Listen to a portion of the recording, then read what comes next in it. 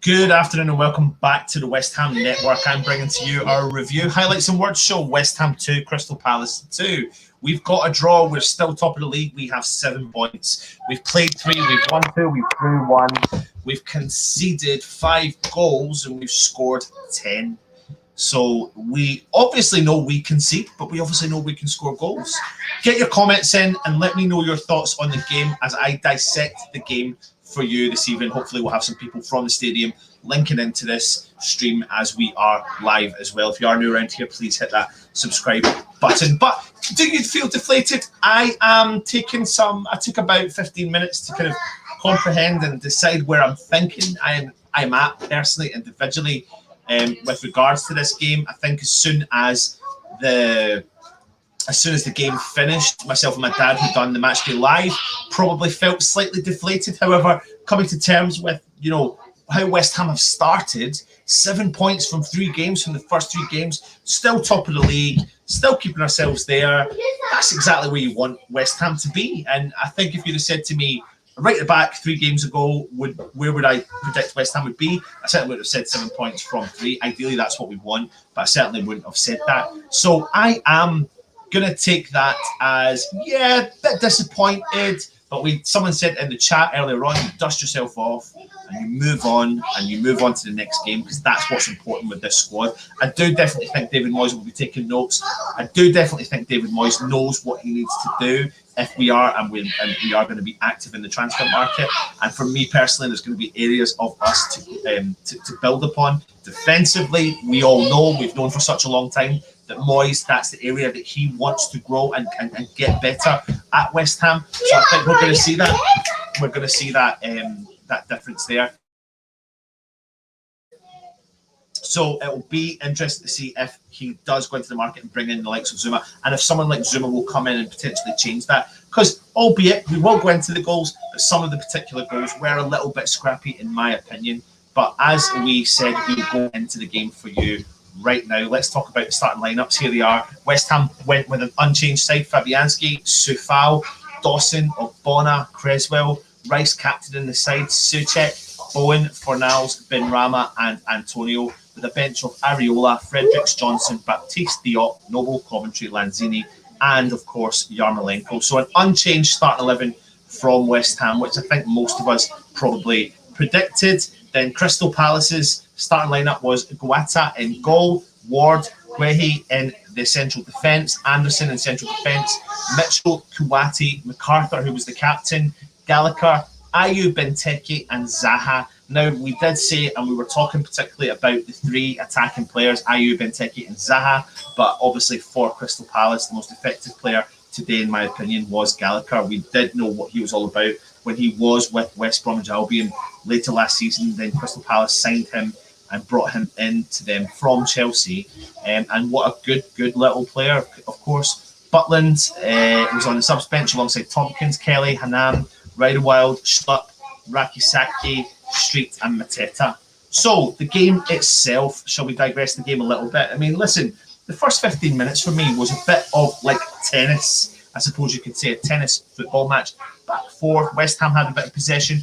We started taking the game to Crystal Palace. Crystal Palace had a little bit of possession, started bringing the game back to West Ham. So it was one of those kind of end-to-end games without any real clear-cut chances. And I think that was probably playing into the hands of West Ham, to be honest, because I think we needed to grow into this game, and that's certainly what we did. I think Crystal Palace started really with like a 4-1-4-1 possession formation. Sorry, formation, not possession. And the 4-1-4-1 formation allowed them to have Benteke up top and have the supporting players in and around. They really were, when they did get a hold of the game, they really were effective when they had the likes of MacArthur, Gallagher, Zaha on the ball, and Ayew on the ball as well. Some of them were dropping deep. They were, what you saw from the game was Zaha switching sides. So, you know, at one point he was struggling with Soufal, so we'd switch over to where Creswell was, and then vice versa, they would do exactly the same as the game went along. Let me see who's in the house tonight. I would support. I know, mate. I know. Let me come and see it before I move on. I want to say hi to everyone. Toby, 2 points dropped, but we played well at least. Yeah, a bit disappointing. Clive, good to see you, mate. Shit 2 up, 2 down, just like last season. Can't keep a lead. We know defensively there's problems there. Listen, I'm not new in saying it. I've said it for such a long time. I've said it since the last season at Upton Park, even the season beforehand. We conceded a lot of goals the last season at Upton Park. So, so Acid Joke is saying second half was poor. Sloppy at the best, didn't control possession, missed a couple of chances up front. Never mind, much better than Arsenal. WHUFC, a bit disappointed, but you have to give some credit to Palace. 7 from 9 points is still great. And it absolutely is. And that is where the mindset is of West Ham fans right now, because we are annoyed at drawing, but in 3 games getting 7 points, it's not a bad position to be in if you consider it. Would you swap positions with Arsenal? You certainly would not. Zach Parker, imagine if we had some players to bring on and change the game. I know that's something, I think we are going to be looking at that anyway, and hopefully we'll have a change there. MOTR 1912, 2 cracking goals scored, but defence needs to cut out the errors. Absolutely. Peter, very deflated after the second half, apart from the Antonio goal. Defensive errors will cost us games if we defended like that all season. Les Dawson would have been passed by a fridge today. And to be honest, I don't think that there is. I don't think we can put just the blame on Craig Dawson, to be honest. Anton's kids, poor sods, having to support West Ham, absolutely.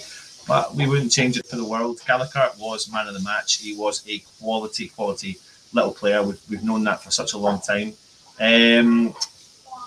What is this here? Haha, spammers. You drew against Haas. What? I don't know what you're talking about, mate. Right, okay. Yeah, well, I mean, fair play. You can celebrate this draw like a victory and look at the hiccup final. Good on you. Well done. GP, I'm so angry. I'm going to order kebab in honour of Stell. Nigel, are you not at the game, Nigel? I assumed you were at the game. If you're not, let me know. Daniela, let's be honest with ourselves. We would have been happy being anywhere in the top 8 with 3 games played before the start of the season, let alone top. We just need to stay with the team. We'll have a bad day. VA Crossman, an off day for Rice has been an impact on the team. Yeah, I thought Rice was probably, it's been the quietest performance I've seen him as of late. Epic hash time. Both goals against were savable. I'll be mad if Fabianski starts against Southampton. It's borderline a little bit harsh, but we'll go into the game. So, like I said, the first 10 minutes, bit end to end. Palace playing a bit well, working it into Benteke on the left of the box.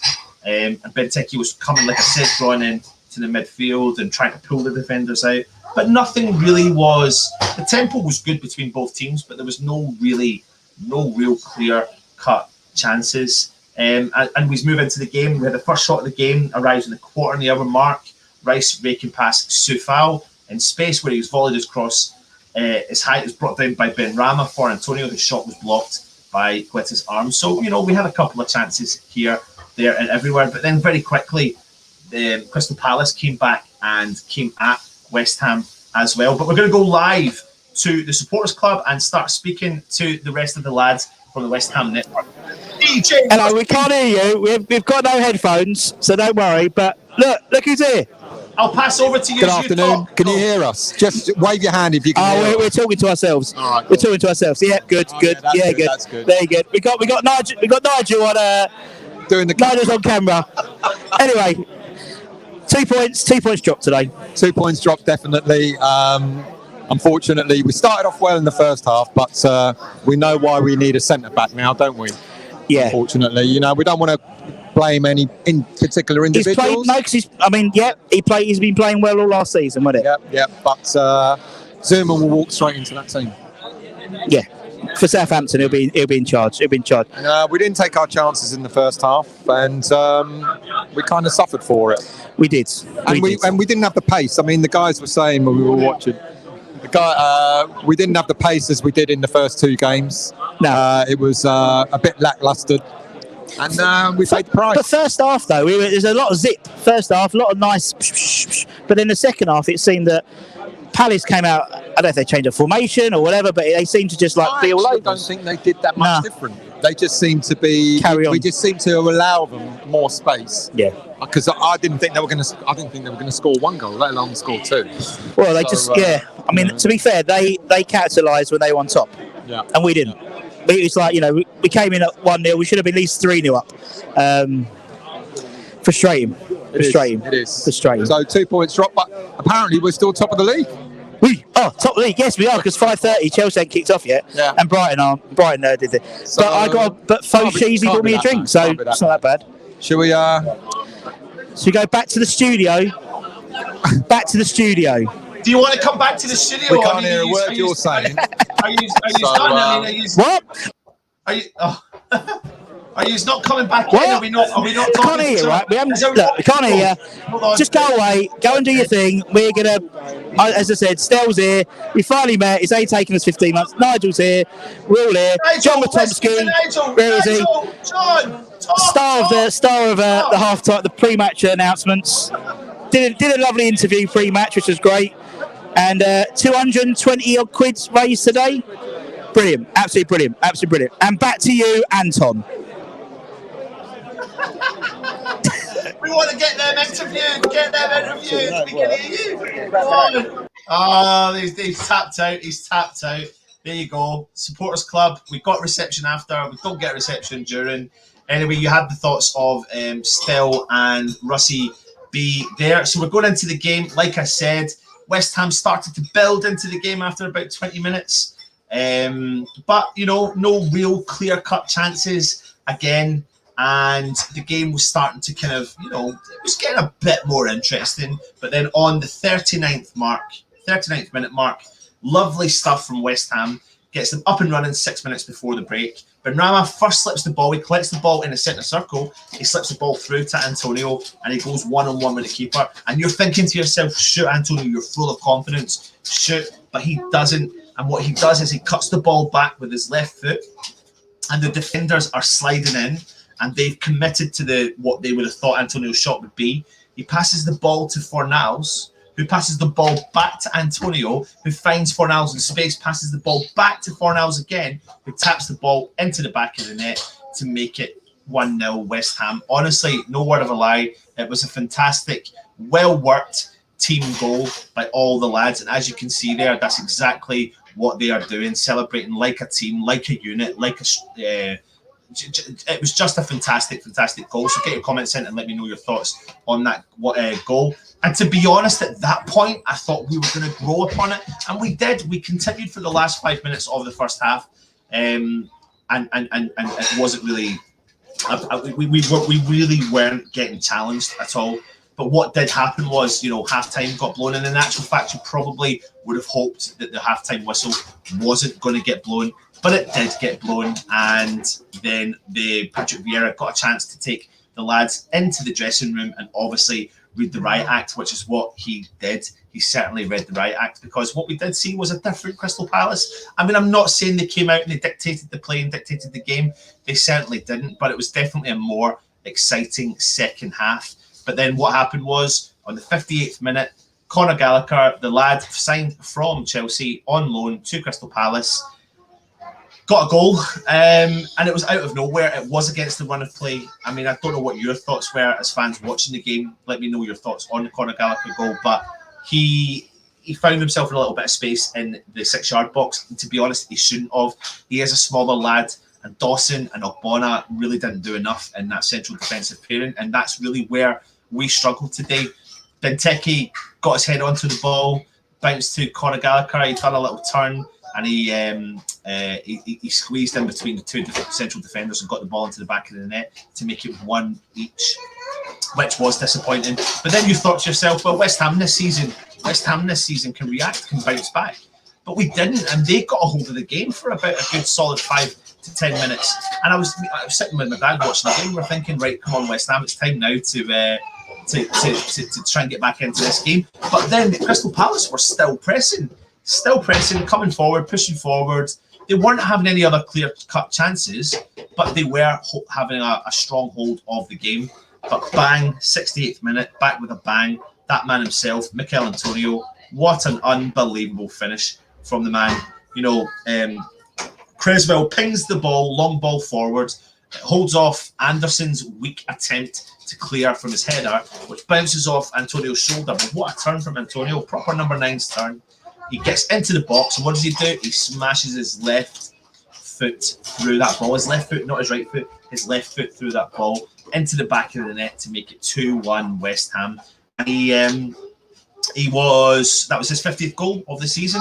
And how did he celebrate? He was a chicken. He was doing the chicken dance, the Kevin Nolan dance. And at that point, you think, brilliant. West Ham have counted. West Ham have come back. West Ham are going to go on now and thrive in the rest of the game.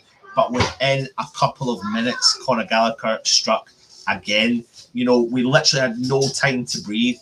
But without that man, Gallagher stepping up. It was nicely worked between Ayew and MacArthur on the left before MacArthur found the Chelsea low knee on the edge of the 6-yard box. He done a quick turn, left Dawson chasing shadows, and his next touch powers the ball past Fabianski into the bottom left-hand side of the park to make it 2 each, which was really, really, really disappointing.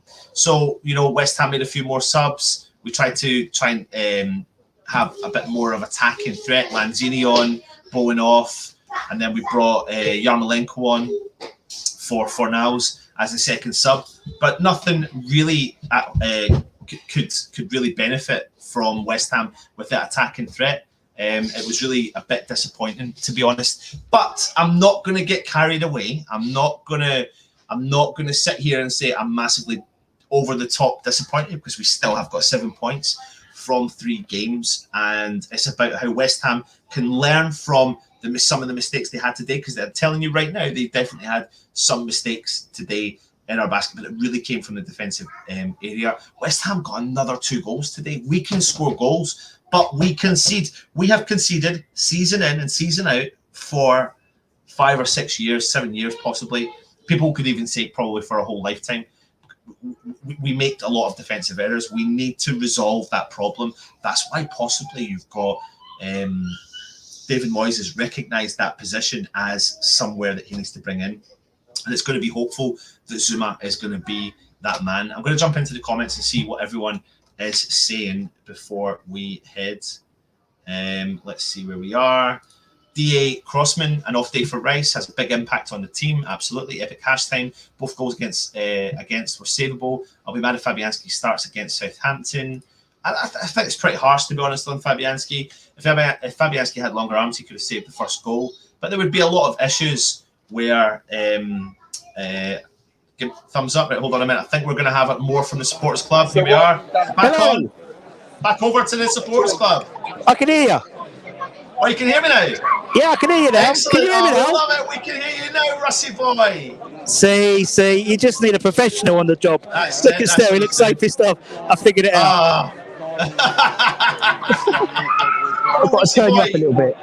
What's your I mean, listen, 7 points, top of the league. There's no ifs and buts about it. We're a little bit deflated. We're a little bit deflated, and I get that. But we are still walking away after 3 games with 7 points. But we do have an issue defensively. We've conceded 5 goals in 3 games, but we scored 10 goals in 3 games. Yeah, we're still top of the league. Yeah. Talk to me then. It was a bit, as me and Stell said, it was very much 2 points lost rather than the point gains. Again, defensive frailties, but we've had that the last 3 games, haven't we? It's not like we've kept clean sheets, we've conceded goals, and I just think we just need to take a step back and just say, with investment coming in, hopefully, in terms of new players maybe coming in very, very soon, I think that'll be a massive problem solved. Yeah, absolutely. I think we know that for a fact. It's definitely, it's not panic stations. It's nowhere near panic stations. It's not like that. But we do need to strengthen depth in that area. And you can now see, after the first 3 games that we've had, that's the holes. And that's where potentially, we've conceded for years, Russ. We've conceded for the last 6 or 7 years. Quite a lot of goals in the season. And what we don't want, and what David Moyes is saying is, we don't want to go into every single game having to outscore the opposition. No. Like, we know how football works, but you don't want to have to do that, because we can score goals. Listen, fair play to Crystal Palace. What did you think of Conor Gallagher, the little lad that got on loan from Chelsea? Yeah, he was good. He's a good player, isn't he? He's a good player at West Brom. He was a standout player for West Brom. And I mean, but as Nigel says, goals are fun. Well, can you, Russ, is there any chance Nigel can come on and give us his brief thoughts? Hand the microphone to him and see what he says. He won't be able to hear you, but that's fine. Anton, what's your brief thoughts? Yeah, we defensively, obviously, I think it shows why we got to sign Zuma. We sort of lack something at the back, but well, you could say we lack something up front because we didn't score so many goals. So that was the problem. We didn't score 4 goals. There you go. That's my brief synopsis. Now fuck off and let me drink my beer. Apologies for those before 9 p.m. Yeah, I'm joking. Oh, love it. But I just think there's. Yeah, go on. I just think it's one of those things where you've got to be a bit realistic, now, isn't it? I think we're still top of the league, undefeated. Palace. I mean, me and Stell were talking about afterwards. It was almost like, well, I thought they came up with a second, sort of strategy first, second half. But Stell thinks they just carried on, and I think he's probably right, to be honest. They were on top, and that was it. I can see Wiggy behind you, Wiggy. Wiggy's there.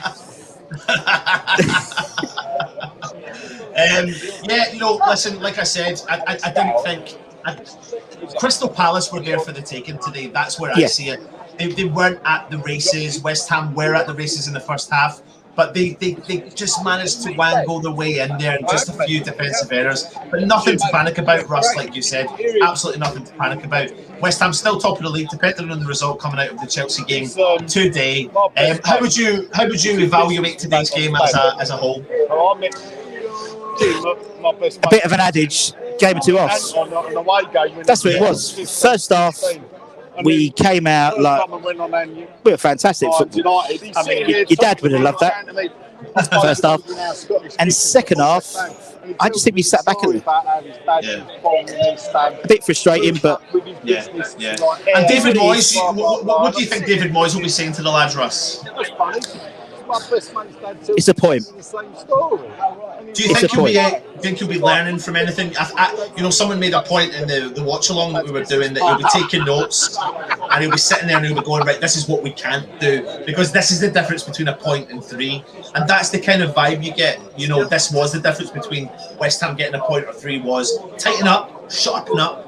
Don't concede those goals. Don't concede the scrappy. Let's be honest, Russ. The first goal that we conceded was the scrappiest of the 2, and if we could have nullified that threat, then we'd have walked away with the 3 points.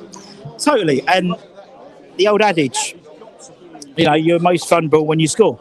Yeah. And that's absolutely. What happened. Yeah. That's what happened. Yep. Excellent. I mean, we've been through a lot worse. Yeah, we have. We certainly have. Absolutely. So, Russ, you're at the supporters club. Good atmosphere, or is everyone a bit deflated? No, it's a good atmosphere. Loads of people. Queues outdoor. Let's see if we can zoom. This is up the terrace up top. Loads of people, and still here charging his phone. Russ, how was what was the atmosphere like in comparison to Leicester? Different atmosphere. Yeah. Different.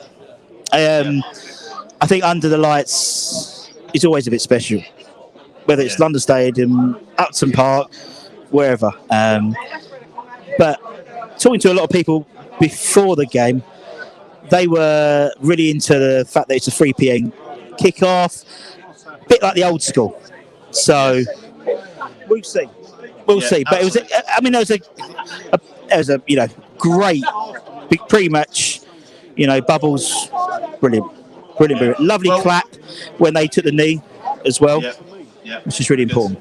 Well, listen, we've got 2 weeks now, 2-week break because it's international break, and then when we come back to crazy, silly season, we have Southampton, very quickly followed by the first Europa League game, very quickly followed by Man United, very quickly followed by Man United again, very quickly followed by Leeds, very quickly followed by the Europa League game. It's game after game after game. So it's going to be an interesting couple of days for the transfer market, isn't it? Very interesting. Mark my words. Yeah. So I'll say. This is not an in-the-know show. Well, Rusty boy, can we speak to Stell before we head? Stell. Stell, Yes, just what? give us your I can't hear a rundown. word he's saying. I'll tell you. Just give. Can he have his rundown? We're looking for his rundown. General rundown of the game. We did well in the first half. We should have taken our chances to get more goals. We seemed to allow them too much space in the second half.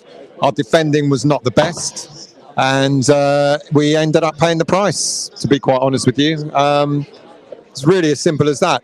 We should have won it in the first half. We should have been clear, and we allowed them back in it. It's not that they did anything different. It's not that they played any better than the first half.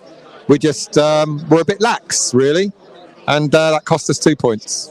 Russ, can you ask Stell about Conor Gallagher? He knows about him from where his West Brom days. What do you think about Conor Gallagher?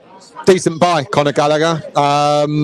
We were impressed with him when he played at West Brom last season, and he's a pretty decent player. And it looks now that he will be very, very good for Crystal Palace. Bright, sparky little player, and sort of player that maybe West Ham United could do with. Yeah. Absolutely. Anyone else want to have a chat? Other than that, all they did was pump the ball up to Benteke. They played the high ball. I mean, that's what was really disappointing, that we didn't clear the type of play that they, easy for us normally. But Ogbonna was overworked. We think that he had to. I don't want to sort of pick a particular player out, but he had to do double the work on Ogbonna today, and I think it was a bit too telling. And as we've all said here, Zuma would walk straight into that team next to Ogbonna. Yep, absolutely. Russ, I can see Toby in the background. Will Toby jump in? Is he up for it? Sitting on the seat behind Stell. Toby. He's behind Stell. He's behind Stell. Behind Stell. Sitting on the seat. Sitting on the seat. That's Toby. Is he not there? He's coming over. Can we get Quick chat. I'll let you know what he's saying. Absolutely. what? Hello everyone. How you doing? What's your brief rundown? Vegeta. That's how you say it. Vegeta. There you go. I got it for you. Good man, Toby. Toby, give us It was disappointing, really. Highlights why we need another defender, a good defender, but still 2 amazing goals scored. It's going to happen sometimes. We're not always going to get the result we want every single time, but it was a great game. Credit to the Palace fans, and where I was sitting, they were quite loud. But lucky, really lucky. And I really don't like the way Palace play. I think out of all the teams in the league, they moan and complain and whine more than everyone else. But it was still a great day out, and it's still top of the league at the moment. So, yeah, happy days. Thank you very much, Toby boy. Right, Russie, I'll let you go and enjoy the rest of your evening. Yeah. Have a good one. Anything else you want to add? Come on, you irons. Come on, you irons. Cheers, mate. Take it easy. Right, there you go. There's a supporters club. Hope you've enjoyed that. That brings an end to our review. Maybe we'll come back on later on when everyone's home. We'll have another further dissecting chat with the game. So thank you very much for joining us. 2 each. We've got 7 points from 3 games, and that brings an end to our review. Make sure you subscribe, like, and comment, and we'll be back maybe this evening. And if not, we'll come back tomorrow with the player rating show and some more shows to talk about today. But keep the faith. We're top of the league, and come on, you Irons.